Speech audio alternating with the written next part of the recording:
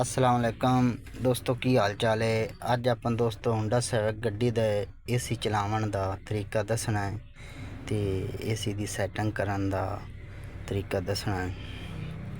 ते चलने हैं जी गड्डी दे एसी ते आ गया दी एसी दा बटन इंदा इनू प्रेस किया, एसी चल पिया। एसी हुण चल पिया। इत्थों दी आपां आवाज़ ज़्यादा कर दित्ती बलोर दी।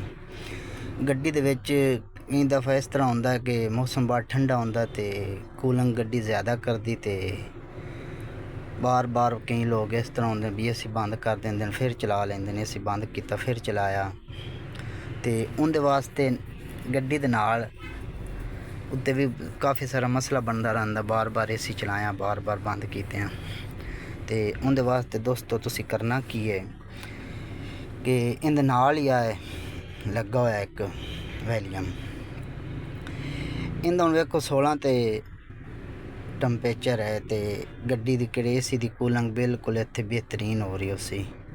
जे अगर तुसी गड्डी दे विच तुहानूं सर्दी ज़्यादा लगदी है, कूलिंग एसी ज़्यादा कर रहा है, तो फिर दोस्तों तुसी करना की है कि इंदे इस तरह इनू घुमाया, एदूआ टैंपरेचर वधदा जासी। थानू कित्थे लगे भी इत्थे हुण गड्डी दी आवाज़ सही है, गर्म ठंडी मसलन घट है, गर्म होगी माड़ी माड़ी ते ठंडक घट गई है, उत्थे तुसीं मसलन रख सकते। उस तो इलावा जे तुसी हीटर चलाना होवे सर्दियां दे विच ते इत्थों तुसी हीटर भी चला सकते हैं। अगे अगे टैंपरेचर वधा के ये तकरीबन 30 ते 85 इत्थे फुल इंदा हीटर चल पे। इत्थे हुण फुल गड्डी गर्म हवा देवन लग पई ते इस वास्ते गर्मियां नूं 16-17 ते रखना पौंदा इत्थे, गड्डी दी हवा ठंडी आंदी रहे, एसी चलदा रहे। तो उस तो बाद दोस्तों कई दफ़ा गड्डी दी एसी दी किहड़ियां जालियां होंदियां न, ब्लोर होंदे न, उन्हां दी सैटिंग मसलन पैरां ले हवा करनी होवे जां मसलन अपने चेहरे ले हवा करनी होवे ते उंदा किहड़ा एक अलग तो सिस्टम है, उंदा सिस्टम आया उंदा भी इत्थे लगा होया।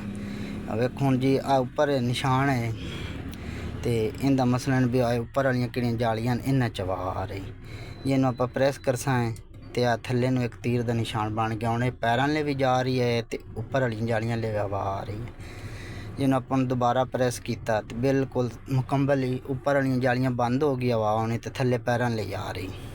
फिर दोबारा इन्हू प्रेस किया तो अगे वाली कि जालियां स्क्रीन दियां वो चल पईयां तो पैरों ले आवाज़ आ रही। फिर दोबारा इन्हू प्रेस किया तो उपर वाली जालियां चल पईयां, सामने वालियां ये वालियां इन्हां च हवा आउण लग पई।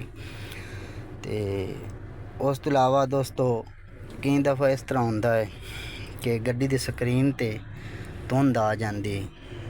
आप गड्डी चलाते पौने तो गड्डी स्क्रीन ते अगे धुंध आ जाती, आप साइडां वाले शीशे खोल के फिर उन्हें आप कवर करने तो उनके वास्ते आ बटन लगा हुआ।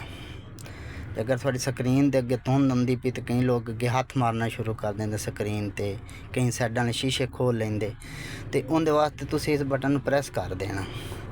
ये आटोमैटिक होगा, आपे नूं तुसीं बिल्कुल स्लो कर लेना इत्थे ते स्लो करके कि अगे वाली स्क्रीन है ना उनके कि धुंध जमदी वो खत्म हो जासी। जे अगर पिछली स्क्रीन भी तुसीं मसलन वेखते हो भी यार पिछली स्क्रीन ते भी धुंध नज़र आती पई, सही क्लीयर नज़र नहीं आता पर उनके वास्ते तुसीं इनू प्रेस कर देना।